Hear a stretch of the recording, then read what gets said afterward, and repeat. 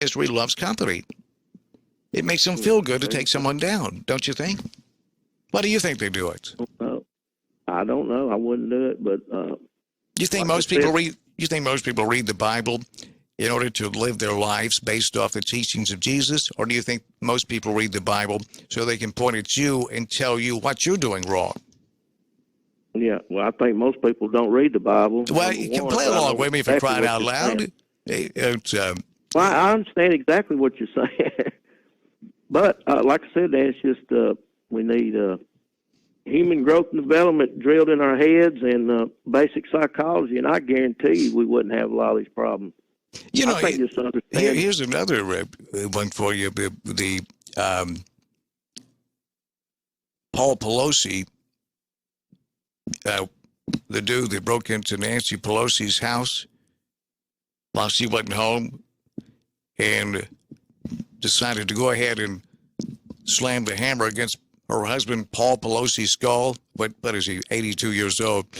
And the type of response to that that's upsetting people, certainly understandable.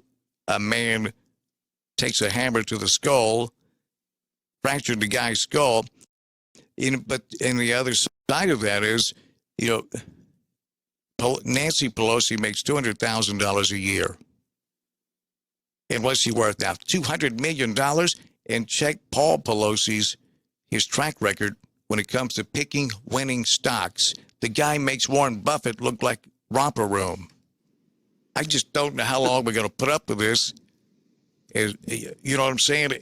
But the allegiance for both sides, their favorite team, doesn't matter what they do.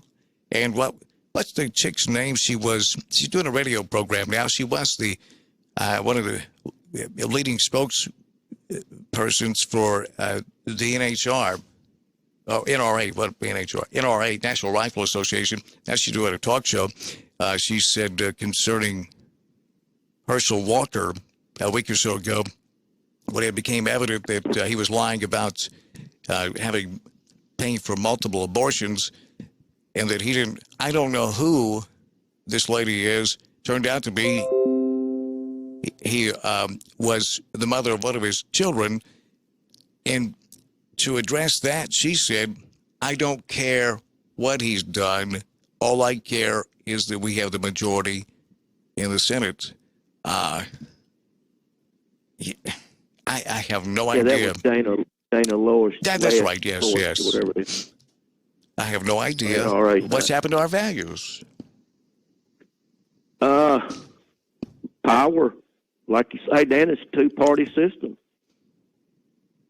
That's why I say I'm not a Democrat or but I guarantee you people would say, but I just look at the facts from both. Like I just looked up Citizens United. Do you know? I didn't know this. Do you know how long and when that really started? During the Obama administration. 1980s. Well, it was back in the 80s from a guy named Brown. Let me see what his name. Yeah. The ruling though that I'm speaking of right now though, if you remember that moment that during the Obama, one of his the State of the Nation address, where he whatever you want to call it, speech of the nation, whatever you want to call it, where he undressed the Supreme Court, the Supreme morons, and they were mouthing back at him.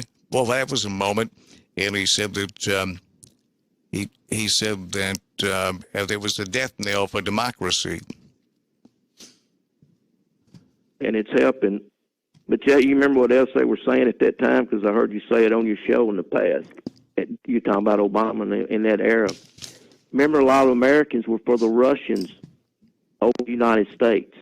Well, no, that's a recent phenomenon. I recall vividly, Chicago was in the running for the Summer Olympics. And Chicago is Obama's adopted hometown. So America cheered when Chicago was passed over for the Olympics. And when the president was awarded the Nobel Peace Prize, we booed. Unbelievable. Well, there it is in Both living say, color. Hey, let's we- bring someone else in the room with us here, I-man. Let's see who this is on the line. We got a full bank of calls. You're next up here live. I-man's on the line as well. You're live on the Dan Reaves Show. Go. Hello, Dan. It's Josh. Look at this. Josh and I-man in the same room. I-man, say hello to Joshua. What's up, Josh? Hey, man. It's Thursday, I believe. So, Yes, we confirmed that earlier. Dan, I heard you. Yeah, right. Dan, I heard you speak about. You think most people read the Bible to learn how to live like Jesus, or do they use it to judge others? I put it in the form of a question. The question is, do you think most people read the Bible in order to establish a blueprint for their life, their behavior, their moral compass, as it's called, to follow the teachings of Jesus, or do you think they actually do it so they can point at you and tell you how to live? It was a question. Yeah, I look at it from a sociological point of view, man. The Bible is meant to instruct us how the connection between us is, healed and corrected. How we develop our soul. Not everybody's just born having a soul. You have to earn that. You think you've earned yours? I'm trying, man. Development. Yeah, human growth and development, like the guy I-man mentioned. Social cohesion. One command in the Bible, one instruction that has never been followed that I know of is the Jubilee. Like every 50 years, we're supposed to forgive all debt and redeem the land. Every 50 years? Right. Seven years. It ain't going to go for that. Yes. Why don't you get on the blower and call up corporate America and say, hey guys, just a reminder, Jubilee kicks in tomorrow. See what they say. Yeah, right. Well, some hacker needs to step up and delete everybody's debt because, we're just trading these little monopoly notes that mean nothing and have no value when actually we are the value. The social capital, the connection between us, that's what the Bible comes to reveal. We just can't understand it in the 21st century because our ego has become so huge.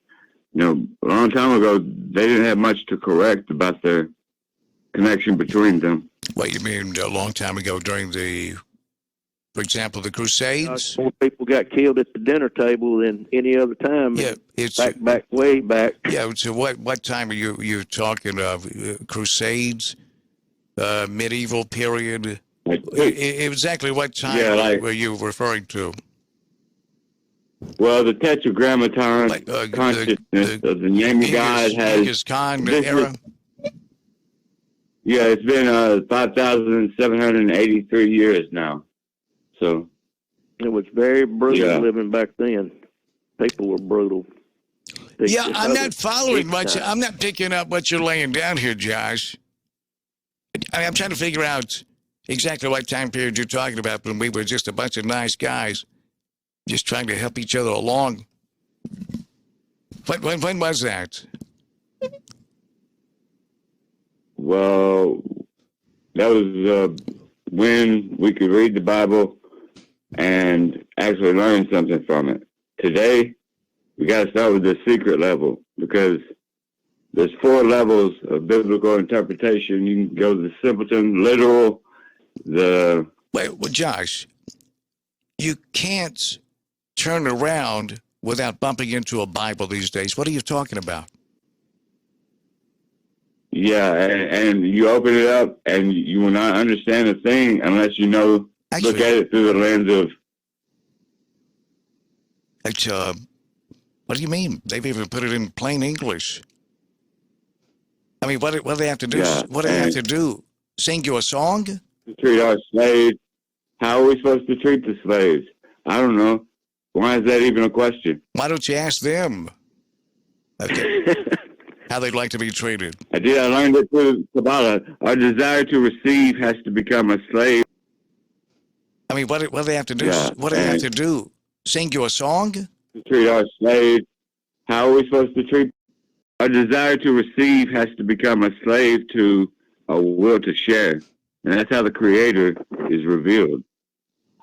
I don't think we need the Bible, Josh.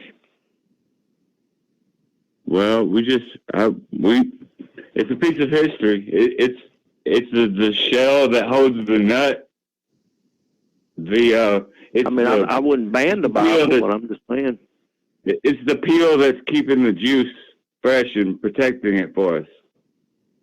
Nobody reads the thing. Which You gotta version? peel your oranges, man. Which version? The King James? Which testament? Which testament do you prefer? The Old or the New? It's all the same. There's one.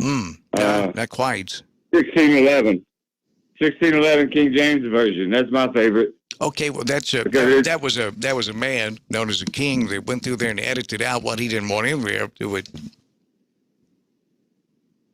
Right? Yeah. I mean, it's all how you look at it, man. You can look at it how you want to. You know, well, tell me how you look at it. What do you think? Why do you think they call it the King James version?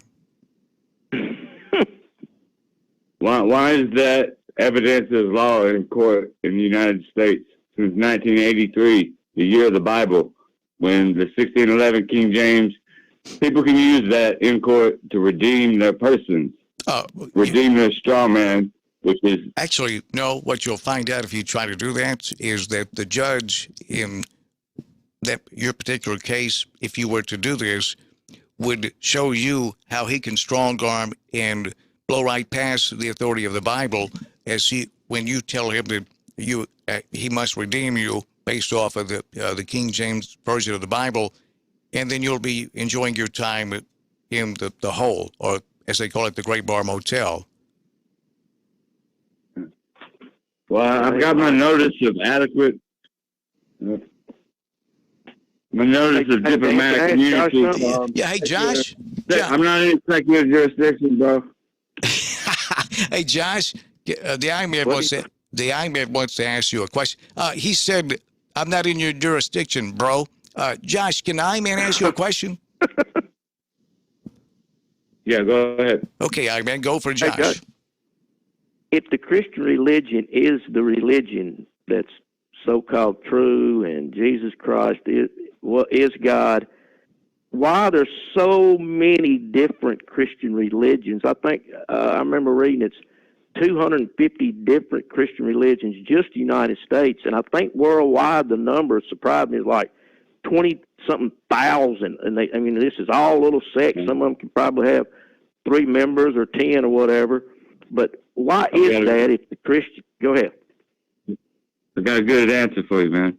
Because the free church is. Google that term, free church. But listen, there's so many different ones because that's what God had to do to hide the light inside these religions. The light of the Zohar, the secret book that Daniel wrote about in chapter 12 that would be unleashed at the end of days and revealed to the people. That's the book of Zohar. And God hid the book inside of Christianity through Jesus, and there's a lot to understand that. Why would the supreme being want to hide some from feeble beings? It's hard enough as it is. Just living. It's the same reason. It's the same reason that the shell protects the nut, or the peel protects the fruit. It's because it protects it. Okay. All right, explain that, if you can in detail. Pardon me. Does the shell create mythical hurdles and force the nut to clear those? Does the shell say to the nut, hey, you're born sick and I command you to be well? Yes, it does. It does? Okay. You go hunting for pecans, and you will find the good ones have the strong shell. The shell is the pain. The pain, once you break the shell, you get to the pleasure inside. That's what the Bible is. You got to break the shell of the Bible to get to the inner dimensions which reveal the light of the Creator, which... That's pardon me. That's a fine message. It is. Josh, let me ask you a personal question because we get based off a text we just received. Says from the Advanced Rehab and Medical text line says, "Dear Dan, will you ask Josh if he's a member of a religious cult?" You can think what you want to think. I'm a student. I'm a student of the sages, so I don't think I'm in a cult. Oh, I didn't say you were. It was a question from a texter.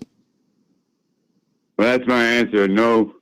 Okay, there you go. He said, Josh says no. I mean, N-O, not K-N-O-W. I'm with you. I check it into proper context. I-man, Josh, do you have a question for the I-man?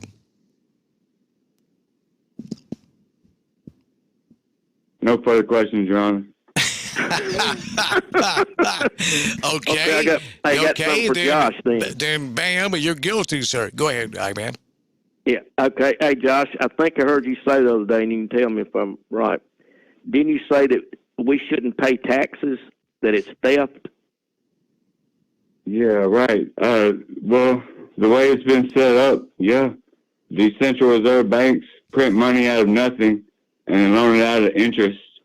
And it's structural violence, man. Yeah. But I'm talking about taxes.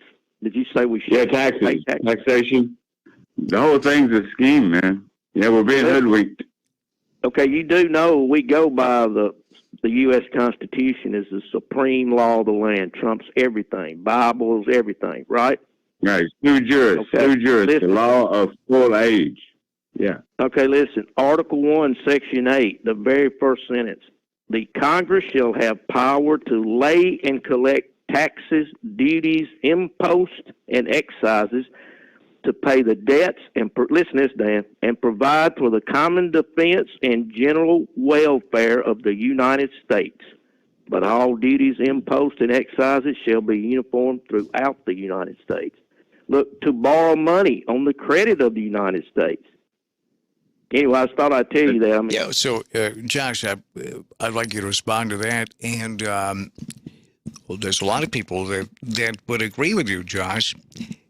If we did do away with the tax system, and I'm all for it, how are we going to pay the bill on the military industrial complex bill? Right, we had to declare world peace or something. Really, could Congress forgive everyone's debt? Yeah. Could Congress put out an equal issuance, free distribution monies? Yeah. And then could we get to some true accounting? Congress couldn't do anything like that. If they could forgive the debt of the American people, the consumer debt, then they would be powerful enough to, let's just say, if there was a recession, let's call it a great recession, that where the blame placed squarely at the feet of, let's say, Wall Street and the corporate America machine. Let's just say it was so bad that let's just say the party that was in charge had relaxed the regulations to the point to where Wall Street and Wall Street bankers, investment bankers, typical, normal, regular, everyday run-of-the-mill bankers could actually become investment bankers. Now, let's just say they got into the real estate market, and let's say they did something like very irresponsible, like writing subprime lending, those subprime loans, like, I don't know, like I eat Skittles. Let's just say something like that happened, and the result of that would be there was only one result that could happen if all that were to play out that way, and that would be tanking the economy of the entire world. Let's just say something like that ever happened. Do you think Congress would have the power to do an injection of cash to the American people to kickstart the economy while they went ahead and locked up the criminals that caused this, including the politicians that deregulated everything? Because we already know what happens when you deregulate, and that is greed will kill the entire system. So obviously, there was no other result that would come out of deregulating to the point to allow Wall Street to I almost said drunken sailors. I don't want to insult drunken sailors. If all that played out, would Congress have the power to scratch out checks to the American people while they locked up the culprits? Or do you think that actually the people that own the government would force or would write their own check to bail themselves out? How do you think that would play out? And do you recall the term "too big to fail" could also mean too small to succeed? It did play out, and it played out in the form of the people that bankrupted the world got bailed out. 2008, man. Yes. So we just move right past that like it never happened. We don't even circle back and check on it. We're worried about a drag queen show at Conger Park. You know, the real important stuff. I want my reparations, man. I've done emancipated myself, and I would like my reparations now. What form would you like those in? Silver. I actually invoiced the bank that had the note, a debt note on my car. I invoiced them already, and I'm waiting for them to respond. I requested several thousand ounces of choice silver, 99.9 pure choice silver. Well, I'm thinking any form of reparation that you may be compensated with, at least for me, will come in the form of a two-party out-of-state check. You good with that? I hear you, Dan Reaves. My man? Damn it, Josh, are you good with that? That's a good point, Dan Reaves.